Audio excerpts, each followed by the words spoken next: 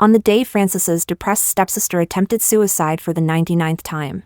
He abandoned me at our wedding venue for the 99th time as well. He said, as a psychologist, I must be responsible for my patient. And so, the system ruled that my conquest had failed. My punishment was to be plunged into severe depression, stripped of all will to live. From that day on, I only wanted to kill myself as soon as possible and return to my original world. When Francis finally realized that all I wanted was to die, he fell into despair and used everything he had learned in his lifetime, trying to cure me, trying to awaken even a shred of love I once had for him, trying to forcibly keep me in this world. But I had already stopped wanting him. Chapter 01. Just as Francis was about to exchange wedding rings with me, his stepsister, who suffered from depression, called again. Brother, Karen's wrists are bleeding so badly because the prince who was supposed to protect Karen is gone. Karen is going to turn into a mermaid and sleep forever at the bottom of the sea. When you look at the ocean in the future, will you think of Karen?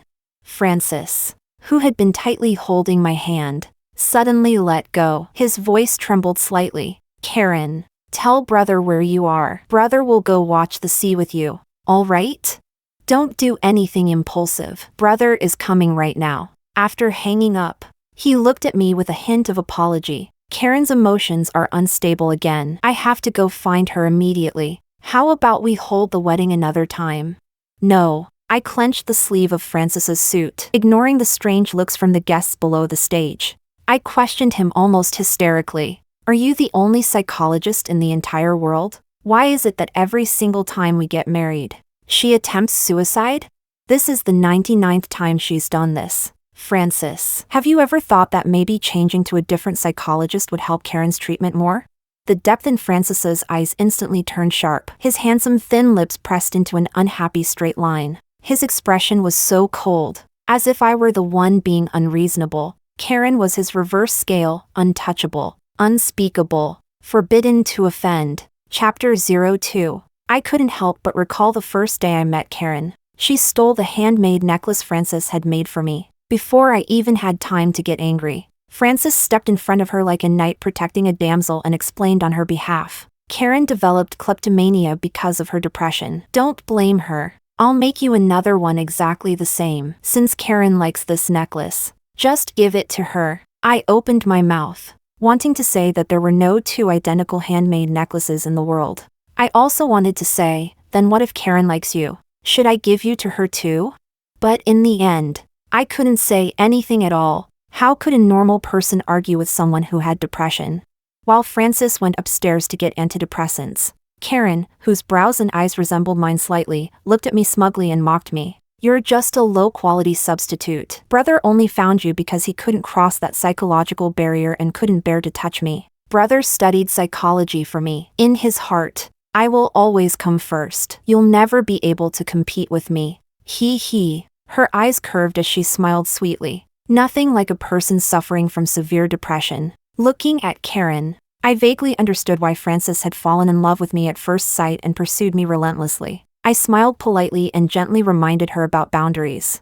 Of course, after all, you and Francis are siblings on the same household registration. As long as they were on the same household registration, as long as Francis's rigid, old-fashioned father was still alive, he would never allow them to develop a relationship beyond that of siblings. Back then, when Francis's father discovered the love letter Karen had secretly written to Francis, the first thing he did was force Karen Ning to change her surname to Karen Koo. Karen protested by refusing to eat, taking sleeping pills, and jumping into the sea. She would rather die than agree. Francis's father was uncompromising and refused to back down. It wasn't until Francis introduced me to his father that he finally stopped forcing Karen to change her surname. What families like the Koo family cared about most had always been their reputation. Karen's expression suddenly changed. She abruptly lost control, grabbed the glass in front of her, and smashed it hard onto the coffee table. With a loud bang, glass shards scattered everywhere, carving several long, bloody cuts into her palm. I was startled and instinctively stepped back several steps. Karen, however, seemed unable to feel any pain at all. She laughed wildly and arrogantly. Guess what? She said. Will brother blame you for not taking good care of me? Chapter 03. The very next second, Frantic footsteps rang out. Francis rushed down from upstairs and slammed into me, knocking me hard to the ground. "Why didn't you keep an eye on Karen?" He quickly scooped Karen into his arms, carried her to the sofa with extreme care, tended to her wound, and, brows cold, eyes sharp, questioned me. "Do you even know she has severe depression and could attempt suicide at any moment?" Her palm was painfully pierced by the shards of glass on the ground, yet she didn't dare say another word. Afraid of provoking Karen again, Karen took the chance to hook her arms around Francis's neck, nestling against his chest. She sobbed in a babyish, coquettish way, her tone unable to hide her smug satisfaction. "Brother, Karen really hurts." Francis sighed. When he looked down at her, his eyes were full of distress. After gently wiping the tears from her face, he turned his hand over to hold her injured one, and softly blew on the wound. "Brother will blow on it and it won't hurt anymore. Karen is the best behaved." At that moment, Francis didn't even notice that I, on the floor, was bleeding heavily too. I kept comforting myself. Karen was sick, so it was only right that Francis paid more attention to her than to me. But later on, Karen was always Francis's first choice. Karen made a scene about suicide 99 times, and he abandoned me 99 times. In the freezing, silent deep mountains, in blizzards where the wind howled, on highways where traffic never stopped, outside lonely wastelands at midnight, at countless wedding venues.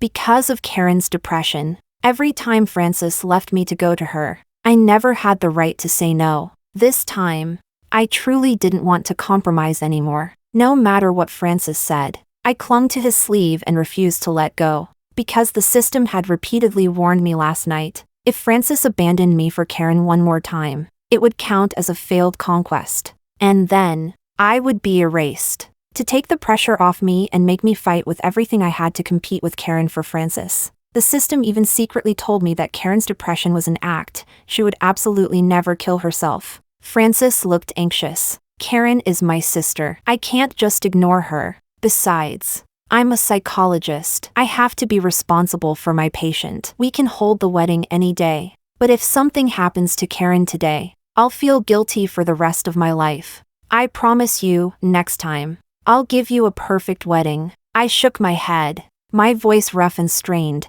"Francis, if you leave this time, there won't be a next wedding for us." At last, Francis's patience ran out. He forcibly pried my fingers away, his handsome brows knitting slightly, his tone turning even colder. "I will marry you, and I will save Karen. Those two things don't conflict. Why do you have to get stuck in your own head?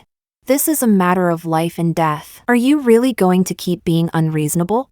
The atmosphere instantly froze. The guests below shot mocking looks at me from every direction. I opened my mouth, wanting to tell him Karen's depression was fake, that she wouldn't die. But I realized I couldn't say it. No matter what the system said, anything it told me, I wasn't allowed to tell Francis. That would count as cheating in the conquest. I opened my mouth again, wanting to tell Francis directly, "If you leave, I'm going to die." But before I could speak, Francis's phone rang again. He answered, gently soothing Karen on the other end of the line. Then, without the slightest hesitation, he abandoned me, turning his back and leaving without looking back. The next second, the system's icy mechanical voice sounded. "Host, you have failed the conquest. You may freely choose your method of death. After you die, you will be sent back to your original world." Back to my original world?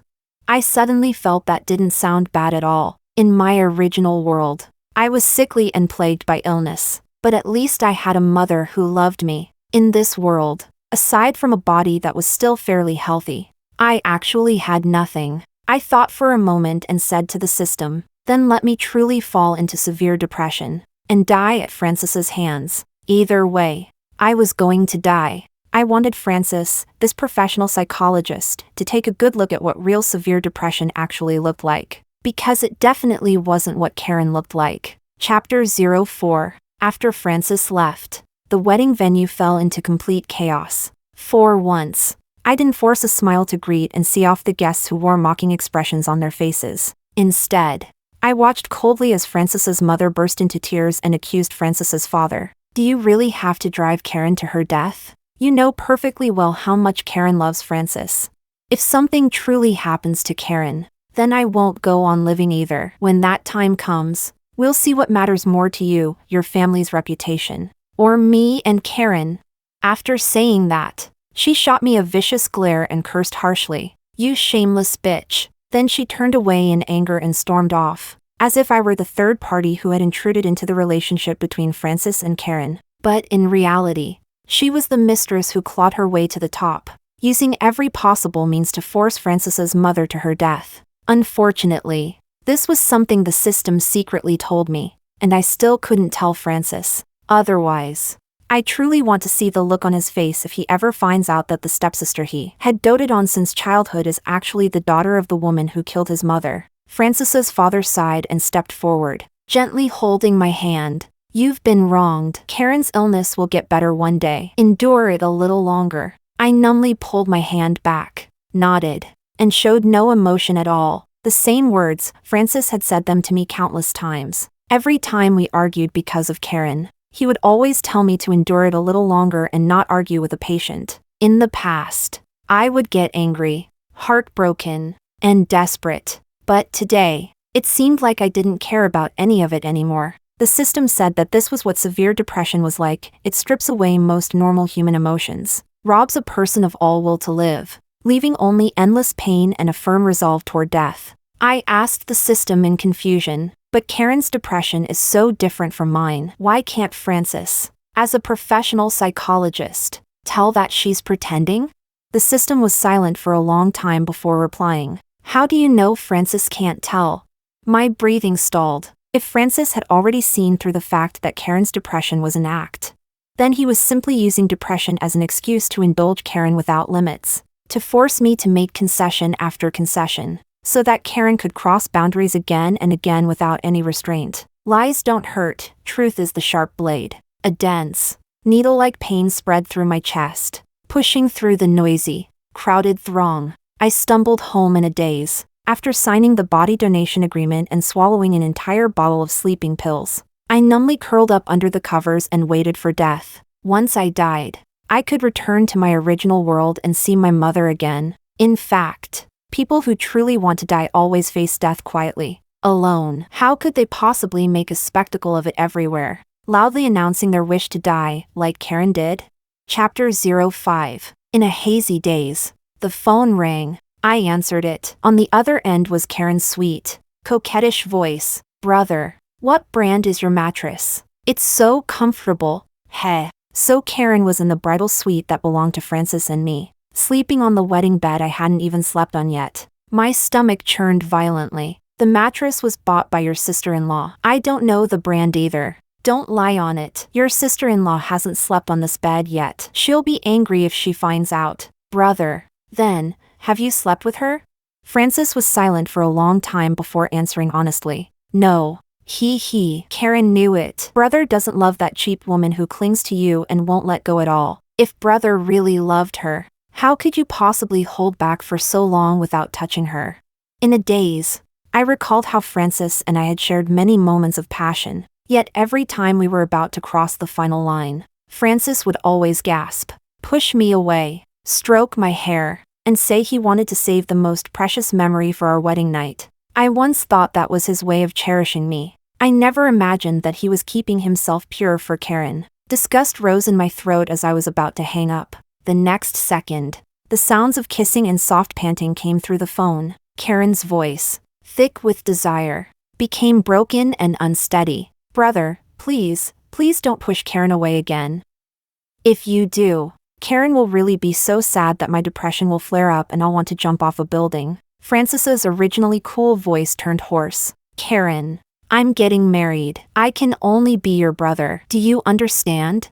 Brother, stop lying to yourself. Your bridal suite is clearly decorated entirely according to Karen's preferences." Because of the decoration of the bridal suite, Francis and I had fought countless times. Our aesthetics were worlds apart, and every argument nearly ended in a breakup. In the end, exhausted from fighting, I compromised and let Francis decorate it according to his preferences. Only now did I realize he had decorated it according to Karen's preferences. "Brother, Do you dare put your hand on Karen's chest and swear that you've never had improper thoughts about Karen? As long as you dare to swear, Karen promises she'll never cling to you again from now on. After saying that, Karen took a deep breath, waiting with absolute confidence for Francis's answer. And on this end of the line, I was waiting quietly as well. I wanted to know, after 5 years together, had Francis always been treating me as Karen's substitute?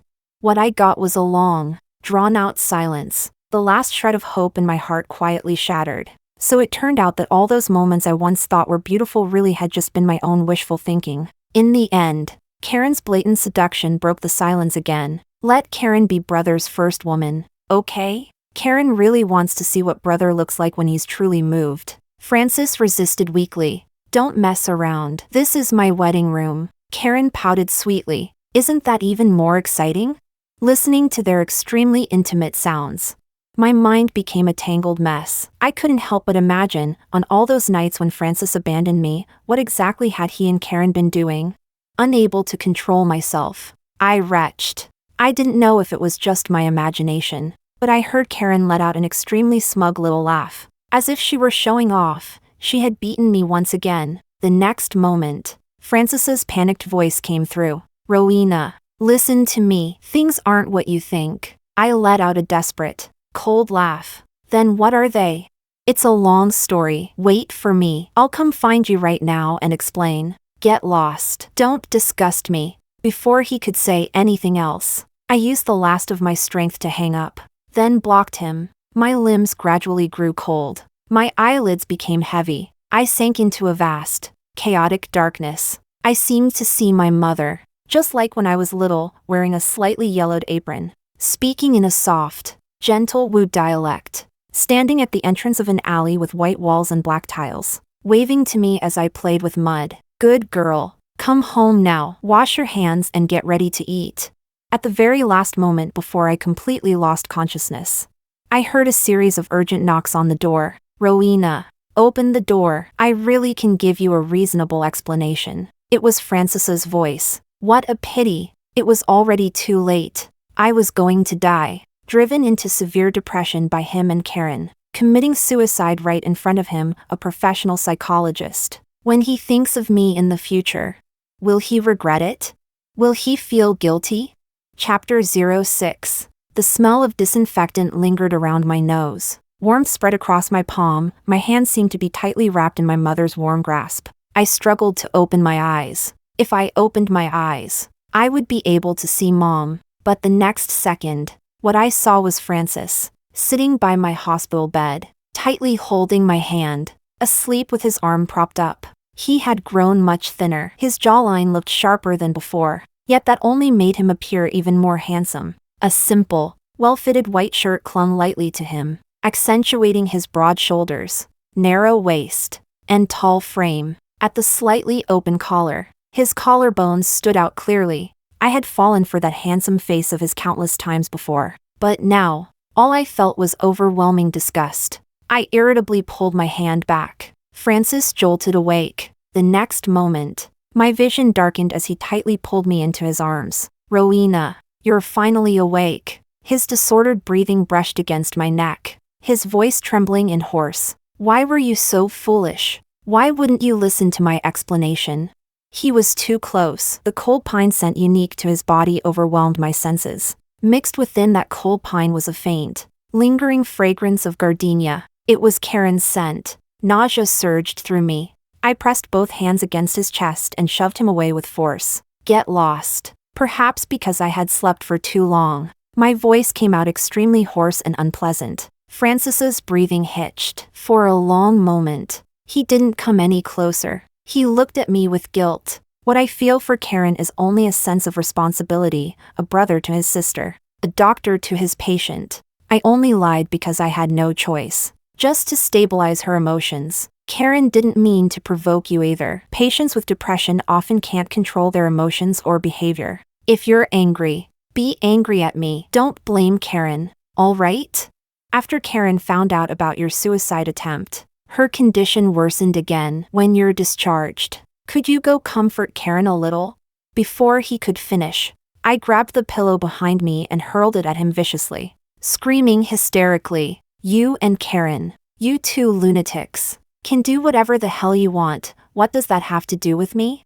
But who do you think you are to stop me from dying? Who do you think you are to stop me from going home to see my mom?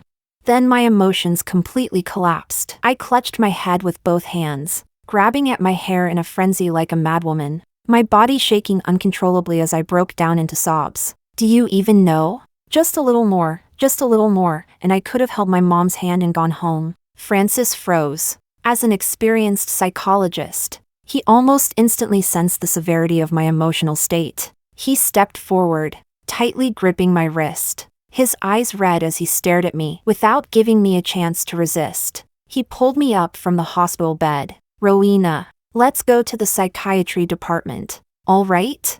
Francis's voice sounded calm, but the hand gripping mine was trembling nonstop. Chapter 07. In the past. Francis often told me that whether someone has depression or not, at the moment they push open the door to his consultation room, the instant he sees their eyes, he can basically make a judgment. I guess that he had already secretly given me a diagnosis in his heart. He just wasn't willing to believe that diagnosis. I struggled desperately, but Francis still took me to the psychiatry department without giving me any choice. He forced me to undergo a series of detailed psychological tests and physical examinations. The results showed that I was completely normal, with no depressive tendencies at all. The system said that in order to prevent Francis from developing sympathy for me because of my illness, which would count as cheating in the conquest, it had temporarily erased my psychological abnormalities. The moment Francis received the report, he let out a heavy sigh of relief. His face darkened with an expression that said he had seen through my little trick.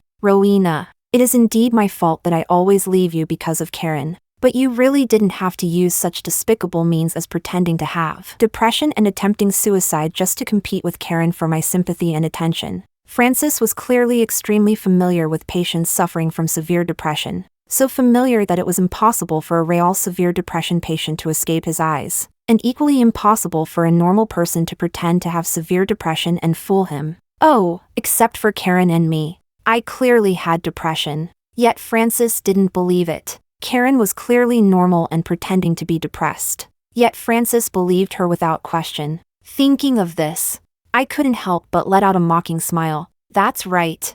I was pretending to be depressed. So tell me, was my depression a little more convincing than Karen's? After all, I almost succeeded in killing myself. Karen attempted suicide 99 times, but not once was she as successful as I was, right?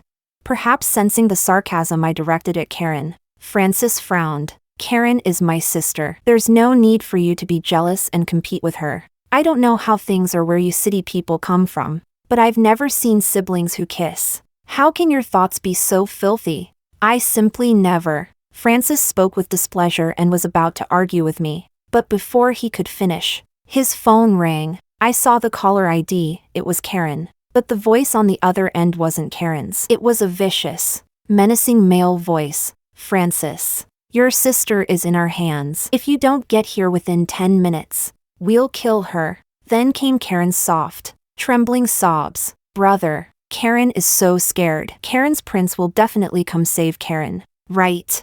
Before she could finish speaking, the call was abruptly cut off. A trace of hesitation flashed through Francis's eyes, but it was quickly overwhelmed by worry. Rowena, I have to go save Karen. This is something I owe her. I'll come see you tomorrow. The system told me that this kidnapping had been planned by Karen. If this time I could persuade Francis to stay, it would allow me to continue living in this world. But I had no desire at all to keep Francis. I only replied coldly, oh, I didn't believe that such a clumsy kidnapping act could possibly fool Francis. He simply had a habit of indulging Karen without any bottom line. Yet after hearing my response, Francis's footsteps stopped, his handsome brows furrowed slightly, a hint of displeasure flashing across his face. You're still angry, aren't you? Karen's been kidnapped. Why are you still competing with her? Afraid he might stay and continue arguing with me, delaying my suicide. I hurriedly assured him, I won't compete anymore. I won't ever compete again. Francis froze for a moment, then grew even more irritated. You should know, playing hard to get doesn't work on me. With that, he slammed the door shut heavily, his footsteps fading away. What a strange man. Before, When I didn't let him go to Karen, he got angry. Now that I was urging him to hurry and go to Karen, he was still angry. But I didn't have time to care about him anymore. I needed to hurry home. After scanning the empty hospital room, I stood up and walked toward the only window in the room. Outside the window stood a large tree, all its leaves fallen, leaving only bare, naked branches, gray and lifeless, just like my life, about to wither away. I watched as Francis's black Bentley drove out through the hospital gates. Taking a deep breath, I closed my eyes, climbed over the window, and leapt down, unwilling to stay in this world for even one more minute. Suddenly, the sensation of falling came to an abrupt halt. A powerful arm yanked me back. A white cloth was pressed over my mouth and nose. My vision went black. I lost consciousness. Chapter 08. When I opened my eyes again, Karen and I were tied up inside an abandoned factory. 2 kidnappers each held a knife to our necks.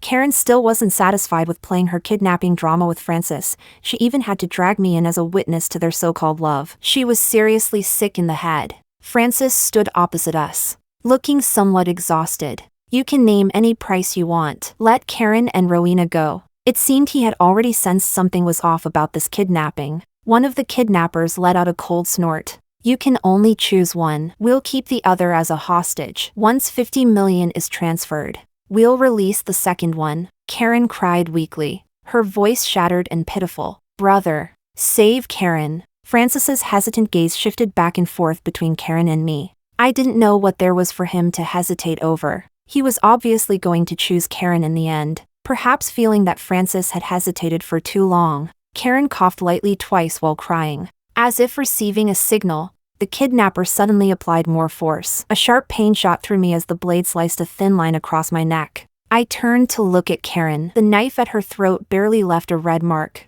Yet Karen immediately began trembling violently. Brother, Karen is so scared. Karen doesn't want to be kidnapped by bad people again like when I was 7. The look in Francis's eyes softened with obvious pain. Even though he knew this kidnapping was fake, he still couldn't bear for Karen to suffer even the slightest harm. Once again, he looked at me with guilt. Rowena, Karen is physically weak and has depression. She really isn't suitable to be left behind as a hostage. I know you've always been strong. Before he could finish speaking, the kidnappers impatiently untied Karen. As she passed by me, she let out an extremely smug, quiet laugh. It's such a pity you swallowed so many sleeping pills and still didn't die. But even if you copy Karen and try to commit suicide, it's useless. Didn't Karen tell you already? In Brother's heart, the number one will always be Karen. Her voice was light, but the malice in it was heavy. It was as if she couldn't wait for me to die right in front of her.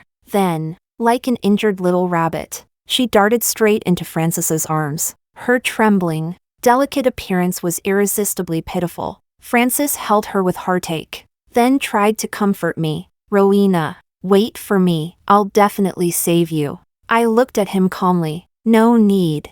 I struggled with all my strength, perhaps because the kidnapping drama was already over, and the kidnappers Karen had hired didn't know what I was trying to pull, and didn't dare be too rough with me. I managed to snatch the knife from their hands. Karen turned pale with fright and shrank deeper into Francis's arms. Francis's expression changed. Instinctively, he turned sideways to shield her. Karen was just being playful. There's no need for you to hurt her. So he really did know this kidnapping was fake. I laughed and laughed, until tears streamed down my face. Then, under his guarded gaze, I resolutely raised the knife and slashed it across my own neck. Once I died, I could go home and see Mom. I wondered how Mom had been doing during the 5 years I'd been in a coma. Had she been running herself ragged day and night for my severe illness, growing much older because of it? The system said that because Mom had never signed the papers to give up on saving me, I was able to return to my original world after failing the conquest. ICU treatment was so expensive, how many buns would Mom have to sell? Waking up before dawn and working until late at night, just to keep my treatment going? The moment blood splattered onto Francis's face, his breath caught. He shoved Karen away and stumbled toward me, reaching out desperately to stop me, but it was already too late. With red eyes, he desperately pressed his hands against my neck as blood kept pouring out. Terror made his voice tremble uncontrollably. Rowena, you really wanted to die? You don't want me anymore? Could it be that all those psychological diagnoses were actually wrong? All of them? Heh. So Francis was finally willing to admit that Karen's depression had been an act? My vision went black. I completely lost consciousness. Chapter 09. When I woke up again. Francis had imprisoned me in his villa. Multiple suicide attempts in a short period of time. Extreme emotional agitation. Grief and indignation.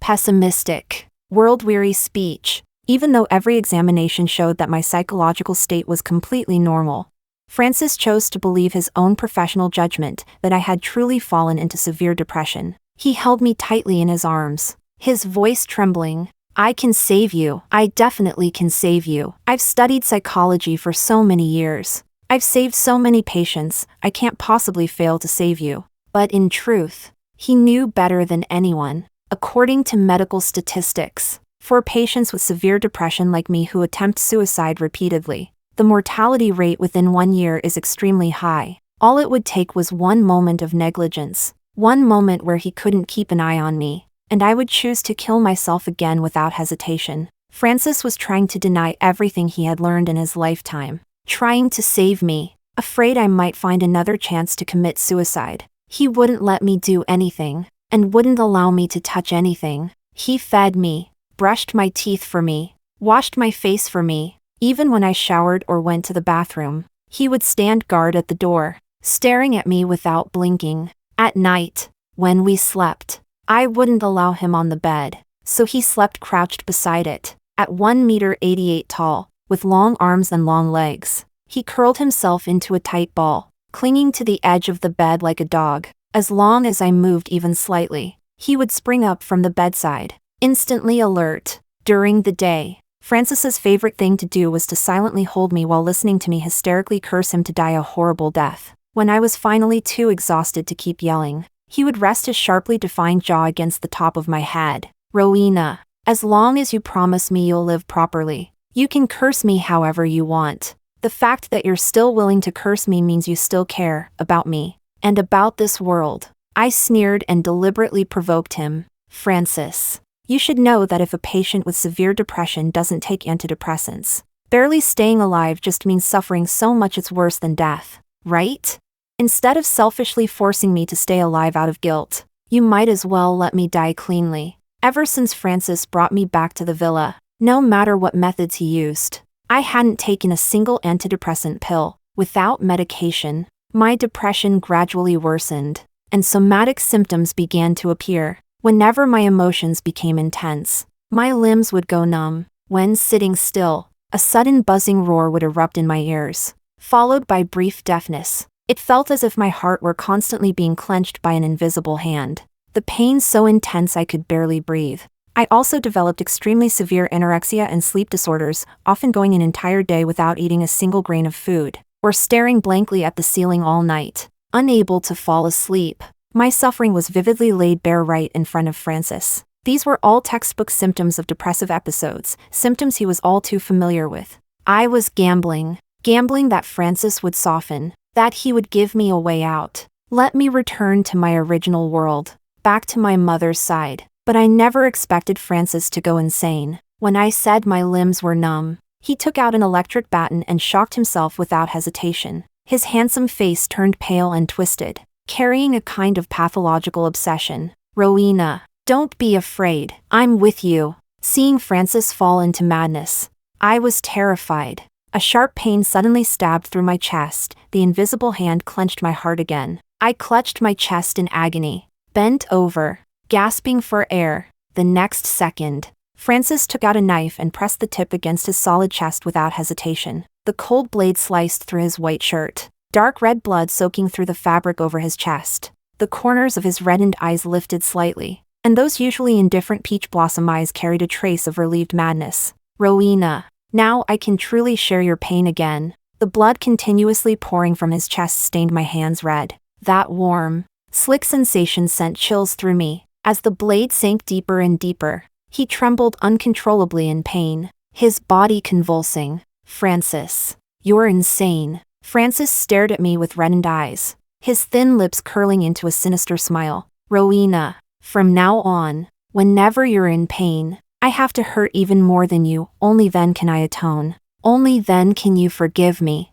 I immediately realized what he was doing. He was using self-harm as a form of moral coercion, forcing me to forgive him, just like before, when he used depression as moral blackmail to force me to give way to Karen. As a psychologist, he knew far too well how to manipulate people's hearts. I pulled my hand back and looked at him coldly. Francis, don't delude yourself into thinking a self-inflicted injury will make me forgive you. You're not worthy. If you want to die, then hurry up and die. Stop playing the victim and disgusting me. If he died, no one would be watching me. I could quickly kill myself and go home.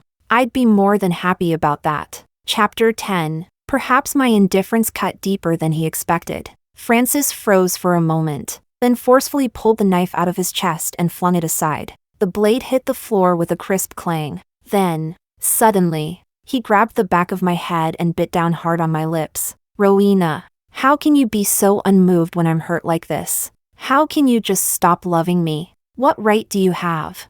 He flipped over and pinned me beneath him, completely losing control as he began tearing at my clothes. His palm slid slowly upward from my waist, his normally cool peach blossom eyes stained with thick desire. His voice low and coaxing. Do you know how antidepressants work? They make your body produce dopamine, suppressing your pain. But antidepressants aren't the only thing that can make your body produce dopamine. Intimate contact can too. It can flood you with dopamine and make you forget the pain. At least for a while. Trust me, I can take you from hell to heaven in an instant. As long as you try it once, you'll fall in love with me all over again. You're just sick. It's not that you don't love me anymore. In the dead silence, only his disordered breathing brushing against my neck grew clearer and clearer. His sharply defined handsome face loomed infinitely close before my eyes. My fists rained down on Francis like a storm. He didn't react at all. The more I struggled, the harsher his kisses became. The force was brutal,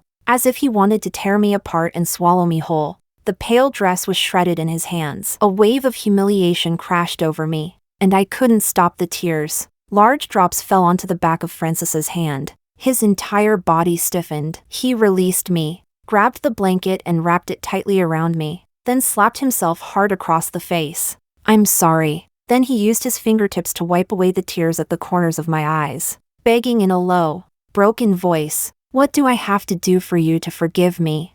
Curled up inside the blanket, I let out a numb, hollow laugh. Let me die, and I'll forgive you. Francis's expression froze. His pale lips pressed into a straight line, his voice hoarse with despair. Rowena, as long as you promise me you'll live properly, I'm willing to do anything for you, but I will never stand by and watch you die. Chapter 11. Because there was no medication to intervene, my depression grew more and more severe, and I gradually began to lose parts of my memory. Even my hatred for Francis faded along with those memories, so I cursed him less and less. Yet instead of feeling relieved, Francis became increasingly panicked. Rowena, even if you scold me every day, that's fine. Just don't be this calm. You're like this.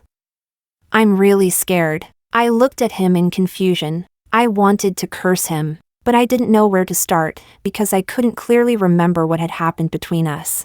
I only remembered that he had made me live in unbearable pain, a life worse than death. Francis began digging out videos he had recorded when we were together, trying to lead me back into remembering the beautiful past we once shared. We went hiking together, bungee jumping together, watched the sea together, lay on vast grasslands together waiting for sunrise. These videos were all different, yet they shared one thing in common. At the end of many of them, only I remained, talking to the camera in a low, lonely voice. Francis left me again to go find Karen. When will Francis finally turn back and see that I need him too?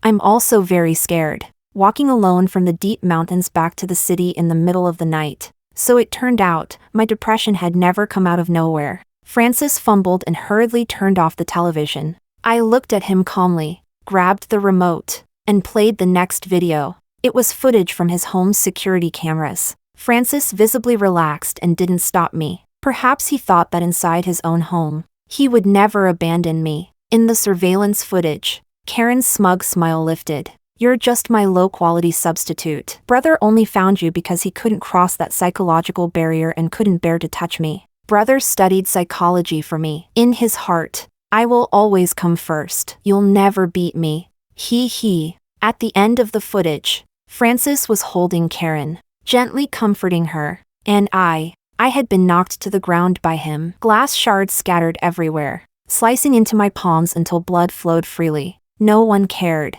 A tidal wave of memories crashed into me. My hands and feet went cold, sweat breaking out as I vomited uncontrollably, purely from a physical reaction. These videos didn't bring back any beautiful memories. They only dragged me into even deeper pain. I turned off the television myself. The room fell into a deathly silence. Francis brushed his fingers over the scars on my palm and asked in a trembling voice. His head lowered. Rowena, that day, did it hurt?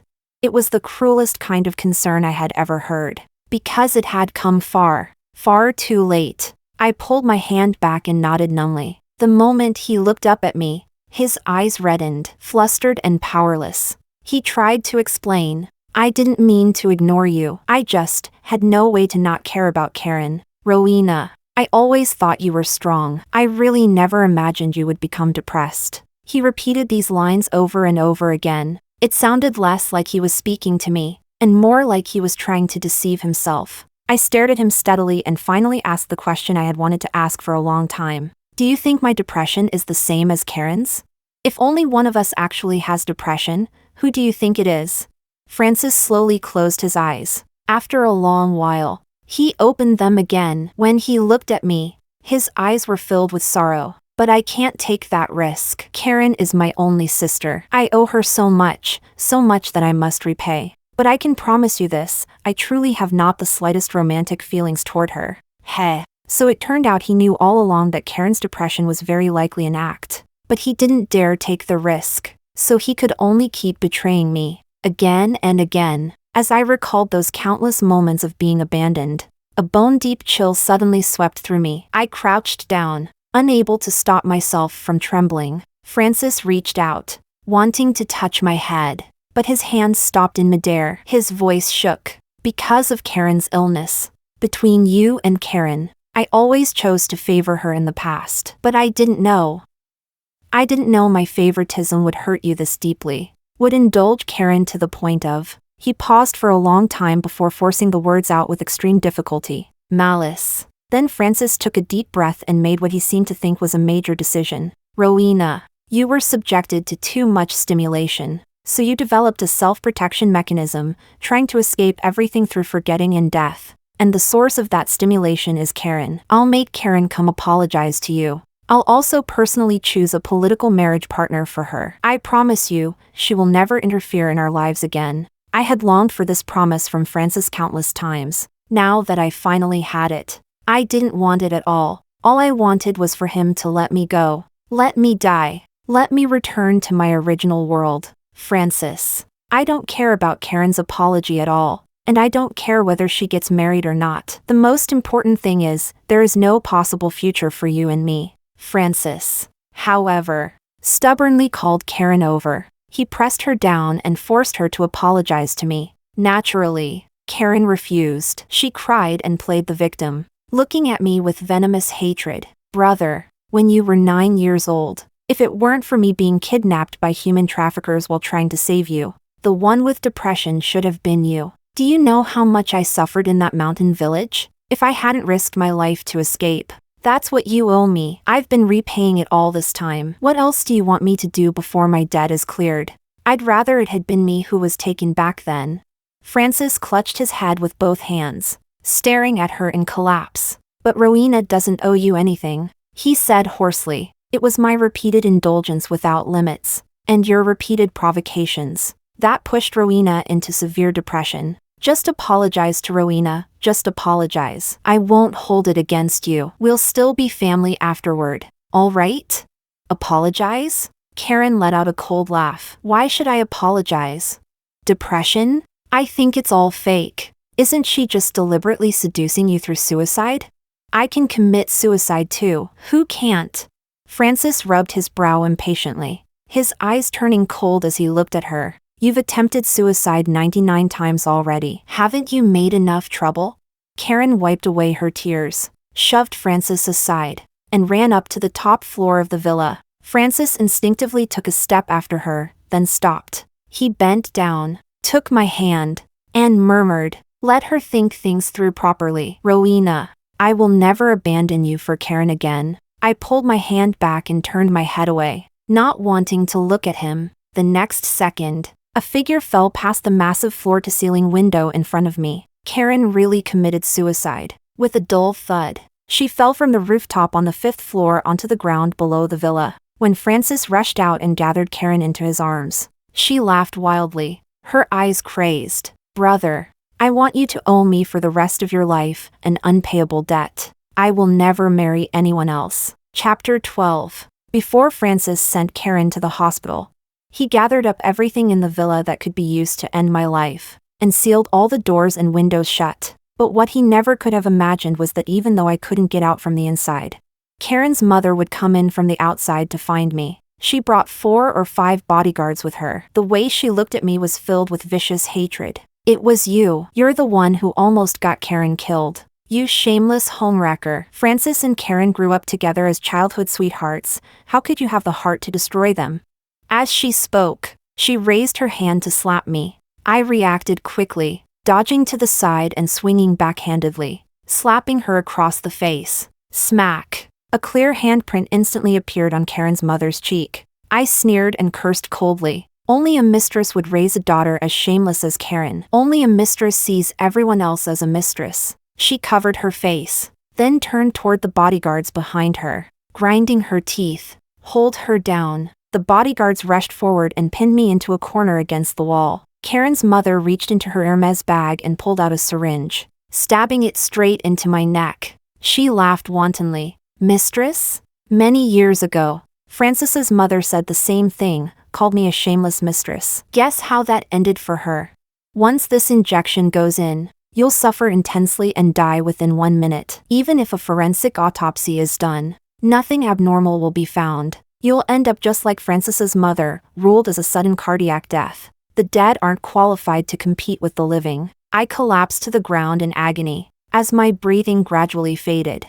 Karen's mother left in satisfaction, taking the bodyguards with her. But what she didn't know was, in order to monitor me, Francis had installed countless hidden surveillance cameras throughout the villa. Chapter 13. After Karen was sent into the operating room, Francis saw that scene on the surveillance footage. He rushed home like a madman, but it was already too late. What awaited him was only Rowena's cold, lifeless body. He knelt in front of her corpse, slapping himself over and over again. In his muddled mind, only one thought remained: revenge. He staggered back to the hospital. He was going to make Karen suffer a fate worse than death. Karen had just woken up from anesthesia after surgery. As usual, she clung to Francis's arm and coquettishly acted cute. "Brother, Karen's legs hurt so much. Brother, blow on them for me." Francis stared at her with a dark, heavy gaze, but Karen still hadn't realized the gravity of the situation.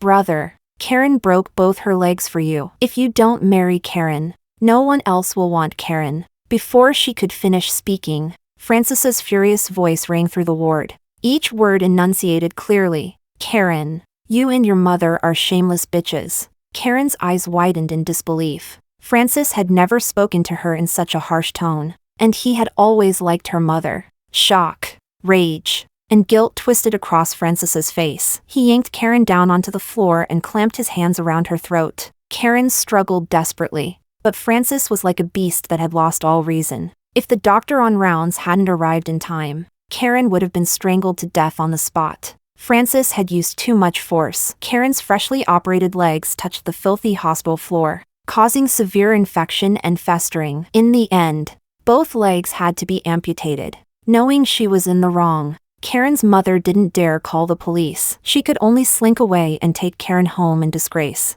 Francis drove the mother and daughter out of the house. He didn't want them to die immediately. He wanted them to fall from the clouds into the mud, to suffer endlessly before dying. The ragged mother and daughter endured countless hardships on the streets. Every day, Karen's mother pushed the disabled Karen from door to door, begging for money. Karen couldn't believe Francis could be so ruthless. Lost in delusion, she truly fell into severe depression. In the end, over a rotten steamed bun fought over with beggars. They were beaten to death during a brutally cold winter snowstorm. After they died, Francis set his house on fire. He said his father had failed his mother, and he had failed Rowena before he died. The system asked Francis whether he wanted to leave all of his family's inheritance to Rowena. Hearing Rowena's name again, Francis could barely breathe. In the scorching flames, he told the system, word by word, to pass on a message to his Rowena. If there were another chance to meet again, he would never fail her. By then, I had already been home for a long time. As compensation, the system erased the illness from my body. I recovered completely from my severe illness and was at home with my mother, watching TV and eating a steaming hot meal, when my bank card suddenly received a massive transfer of 1 billion. The system told me that it was the inheritance Francis had left for me. I asked the system in confusion, weren't the currencies of that world and this world incompatible? The system replied apologetically, back then, I only chose Francis as your target because he treated his sister so well. I never expected this. I converted the money from that world into this one. I caused you to suffer so much. From now on, take this money and live freely. I accepted the money without hesitation. After enduring so much suffering, that 1 billion, I deserved it.